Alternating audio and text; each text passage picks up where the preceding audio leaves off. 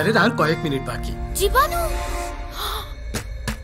ইফতারের আগে লাইফবয় যাতে জীবাণুরা চলে যায় লাইফবয় যাতে জীবাণুরা চলে যায় লাইফবয় জীবাণুরা চলে যায় লাইফবয়।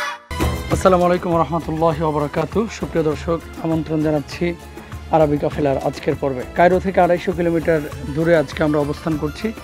এমন একটি স্থানে এসেছি, বাহানসা নামক এই এলাকায় প্রায় 5000 সাহাবীর মাকবারা যেখানে রয়েছে বা তারা শায়িত আছেন।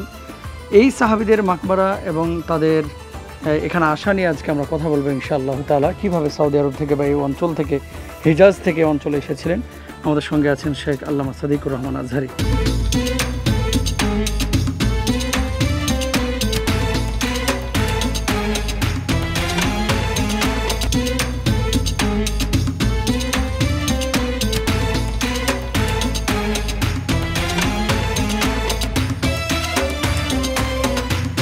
Title sponsor Lifebuoy. Powered by Prawn Recipe Mix. Co-sponsor Shima Steel SARM. মুহতারাম, প্রথমে আমরা দেখতে পাচ্ছি এই পাশে চতুর্দিকে হাজার হাজার কবর। আপনি যদি এই কবরগুলো সম্পর্কে বলতেন এবং 5000 সাহাবী নাকি এই অঞ্চলে শায়িত আছে, কথিত আছে, এই বিষয়টি নিয়ে যদি বলতেন। আলহামদুলিল্লাহি রাব্বিল আলামিন ওয়াসসালাতু ওয়াসসালামু আলা রাসূলিহিল আমিন ওয়া আলা আলিহি ওয়া সাহবিহি আজমাইন। এইখানে সাহাবায়ে কেরামের মধ্য থেকে এই বাহনেসা নামক অঞ্চলের বিজয়ের জন্য একটা মাআরাকা, একটা যুদ্ধ সংগঠিত হয়েছিল, যেই যুদ্ধটির নাম মাআরাকা বাহনেসা। এটা ছিল একটি সারিয়া, একটি অভিযান। ওমরে ফারুক রাদিয়াল্লাহু তাআলা আনহুর কাছে আমর ইবনুল আস রাদিয়াল্লাহু তাআলা আনহু যখন চিঠি লিখেছিলেন যে আমি এই মিশরের ইস্কান্দারিয়া সহ ফুস্তাত নামক অঞ্চল সহ আরও বেশ কিছু অঞ্চলের বিজয় অর্জন করেছি, এরপরে বাহনেসা নামক এই অঞ্চল বিজয়ের জন্য যখন চিঠি লিখলেন, এটি অত্যন্ত গুরুত্বপূর্ণ একটি অঞ্চল ছিল, যে অঞ্চলটির ইতিহাস হাজার হাজার বছর পুরানো। এখানে রয়েছে মারিয়াম আলাইহিস সালাম এবং ঈসা আলাইহিস সালাতু ওয়াস সালামের সেই সময়ের স্মরণীয় দুটি গাছ, যেখানে ওনাদেরকে লালন পালনের কথা ইতিহাসবেত্তারা উল্লেখ করেছেন। তো সেখান থেকেই সাহাবায়ে কেরাম এই জায়গাটার প্রতি খুব বেশি প্রেমে পড়ে যান যে এই জায়গাটাতে দিনের দাওয়াত দেওয়া দরকার। এবং প্রাচীন অনেক বড় বড় খ্রিস্টানদের গির্জা ছিল এই অঞ্চলে। ওমর রাদিয়াল্লাহু তাআলা আনহু লিখলেন, ইদা সাকাতাতিল বাহনেসা সাকাতার রুম, যদি এই জায়গাটায় তোমরা বিজয় অর্জন করতে পারো তাহলেই রোমের বিজয়টা একেবারে আমাদের সন্নিকটে হয়ে যাবে। এই জায়গাতে যদি তোমরা পদস্খলিত হয়ে যাও তাহলে আমরা সামনের যে বিজয়গুলো, সেই বিজয়গুলো প্রশ্নবিদ্ধ হয়ে যাবে। সাহাবায়ে কেরাম রিদওয়ানুল্লাহি আলাইহিম আজমাইন বিশাল বহর নিয়ে এই বাহনেসা নামক অঞ্চলে, এই জায়গাতে অনেকগুলো কানায়েস, অনেকগুলো গির্জা যেই জায়গাতে ছিল, খ্রিস্টানদের অধ্যুষিত এলাকা ছিল, খ্রিস্টান অধ্যুষিত এলাকা ছিল।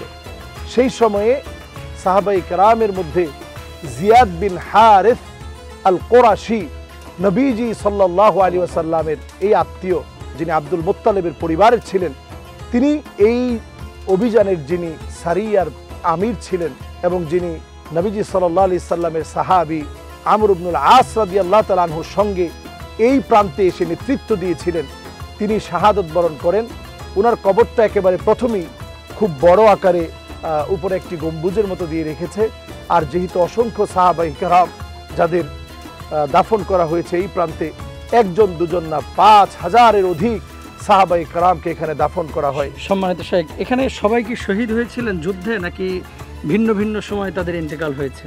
এখানে সাহাবায়ে কেরামের মধ্যে হাজারের উপরে শহীদ হয়, অনেকে আঘাতপ্রাপ্ত হয় এবং অন্যান্য যারা ছিল পরবর্তী সময়ে এই জায়গাটাকে আমরা জানি যে বাকিউল গারকাত আমাদের কাছে প্রসিদ্ধ কবরস্থান, সেই বাকিউল গারকাতের পরে এই বাহনেসা নামক অঞ্চলের বাকি বলা হয় এই জায়গাটাকে, যেহেতু অসংখ্য সাহাবায়ে কেরাম এই প্রান্তে ঘুমিয়ে আছেন। নবীজি সাল্লাল্লাহু আলাইহি সাল্লাম যেখানে উহুদের 70 জন সাহাবী শায়িত আছে, নবীজি সাল্লাল্লাহু আলাইহি সাল্লাম ইন্তেকালের 10 দিন পূর্বে ওই জায়গাতে গিয়ে আল্লাহর হাবিব কাঁদতেছিলেন আর বলতেছিলেন, আসসালামু আলাইকুম দার কওমিন মুমিনিন আতাকুম মা তুআদুন গাদাম মুআজ্জালুন ওয়া ইন্না ইনশাআল্লাহু বিকুম লাহিকুন। তোমরা যারা এই প্রান্তে শুয়ে আছো, যারা শায়িত আছো, তোমরা আল্লাহর ওয়াদাগুলা পেয়ে গিয়েছো। আমি নবীও অচিরেই তোমাদের সাথে সাক্ষাৎ করব। নবীজি সাল্লাল্লাহু আলাইহি সাল্লাম উহুদের সাহাবাই কেরামের জন্য প্রাণ থেকে মন থেকে দোয়া করলেন। আর এই জায়গাতে যেই সাহাবাই কেরাম শায়িত আছে, এর মধ্যে 70 জন এমন সাহাবী আছে যারা বদরের প্রান্তে অংশগ্রহণ করেছিল। নবীজি সাল্লাল্লাহু আলাইহি ওয়াসাল্লাম বলেছিলেন, ই'মালু মা শি'তুম, তোমাদের যা মনে চায় তোমরা করতে পারো, আল্লাহ রাব্বুল আলামিন তোমাদের গুনাহ খাতা মাফ করে দিয়েছেন। সুবহানাল্লাহি ওয়া বিহামদিহি। এমন মুবারক সাহাবাই কেরামের মধ্যে 70 জন সাহাবী এই প্রান্তে বাহনেসা নামক অঞ্চলে শায়িত আছে। ধন্যবাদ সম্মানিত শেখ, জাযাকাল্লাহ। সুপ্রিয় দর্শক, সময় হয়েছে একটি বিরতিতে যাবার। বিরতির পরে আরও কিছু তথ্য এবং ভিডিও নিয়ে আপনাদের সামনে উপস্থিত হবে। আশা করছি আমাদের অপেক্ষায় থাকবেন ইনশাআল্লাহ।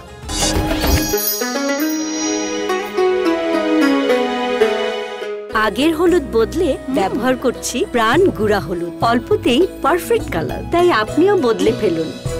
একবার প্রাণ গুঁড়া মশলা ব্যবহার করেই দেখুন।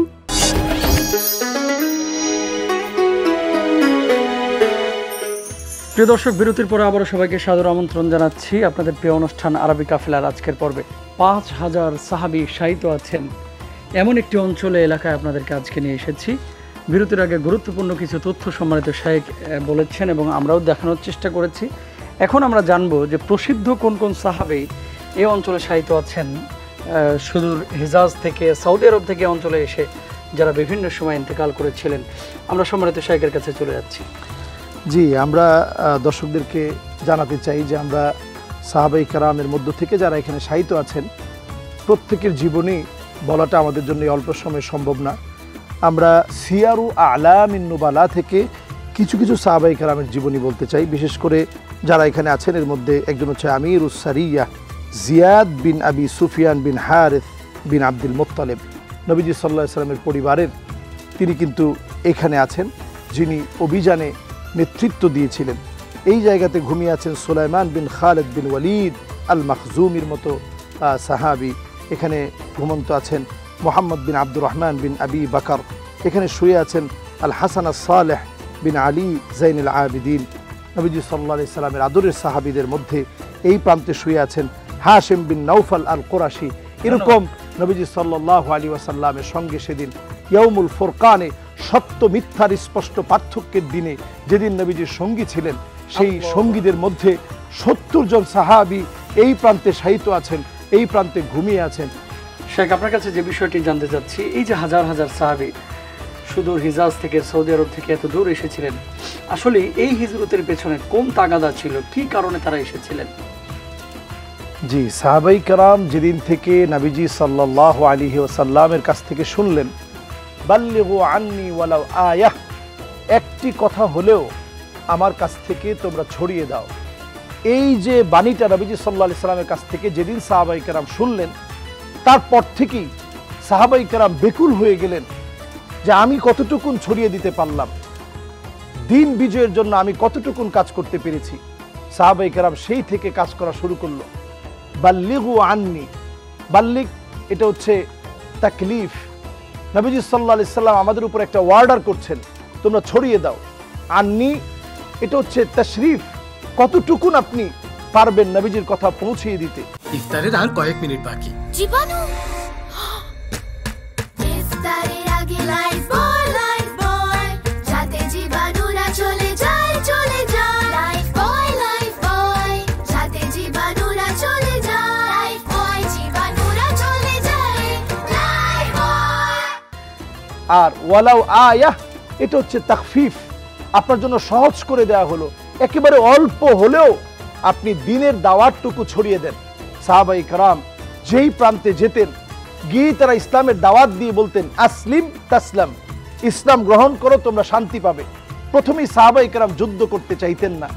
আমর ইবনুল আস রাদিয়াল্লাহু তাআলা আনহু তিনি যখন মিশর বিজয়ের জন্য এসেছিলেন, ফুস্তাদ সহ, ইস্কান্দারিয়া সহ, তিনি কিন্তু সংঘাত করতে চাননি। এই প্রান্তেও যখন তিনি এসেছিলেন তিনি কিন্তু সংঘাত চাননি। হাজার হাজার সাহাবী ওনার সঙ্গে এসেছিল এই প্রান্তের মানুষকে আসলিম তাসলাম, ইসলাম গ্রহণ করো শান্তির মধ্যে থাকবে, ইসলাম গ্রহণ করো দুনিয়া আখিরাতের শান্তি আল্লাহ তাআলা দান করবেন।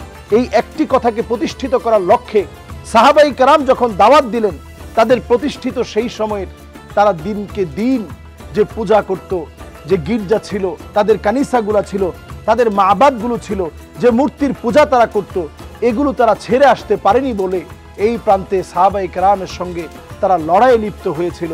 5000 সাহাবাই কেরামের রক্তের মধ্য দিয়ে আল্লাহ রাব্বুল আলামিন দ্বীনকে বিজয়ী করেছিলেন। কখনো কখনো আপনি দেখবেন গাছটাকে জীবিত রাখার জন্য পানি দিতে হয়, দ্বীনকে বিজয়ী রাখার জন্য কখনো কখনো আল্লাহ রাব্বুল আলামিন সাহাবাই কেরামের আত্মত্যাগ আর কোরবানিকে, জীবনকে আল্লাহ রাব্বুল আলামিন, রক্তকে আল্লাহ তাআলা দ্বীন বিজয়ের জন্য কবুল করেন।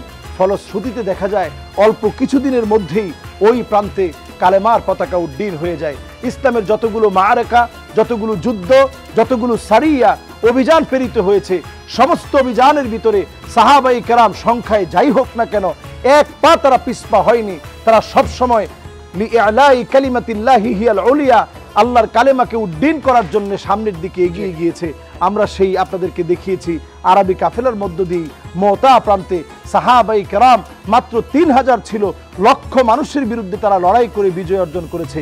এই প্রান্তেও সাহাবাই কেরাম এসেছিল 5000 জন শাহাদত বরণ করার মধ্য দিয়ে এই প্রান্তে দ্বীনের পতাকাকে উড্ডীন করেছিল। ধন্যবাদ সম্মানিত শেখ, জাযাকাল্লাহ। সাহাবী রিদওয়ানুল্লাহি আনহুম আজমাইনদের আত্মত্যাগ আজকে আমরা সচক্ষে না দেখলেও তাদের যে মাকবারার নমুনাগুলো আমরা দেখেছি এবং জীবন ইতিহাস সম্পর্কে জেনেছি। আসুন কার্যক্ষেত্রে এই আদর্শকে আমরা নিজেরাও বাস্তবায়িত করি। আল্লাহ তৌফিক দান করুন। আগামীকাল একই সময় ইনশাআল্লাহ নতুন পর্বের নতুন স্থাপনায় দেখা হবে। আল্লাহ হাফেজ। আসসালামু আলাইকুম ওয়া রাহমাতুল্লাহি ওয়া বারাকাতুহু।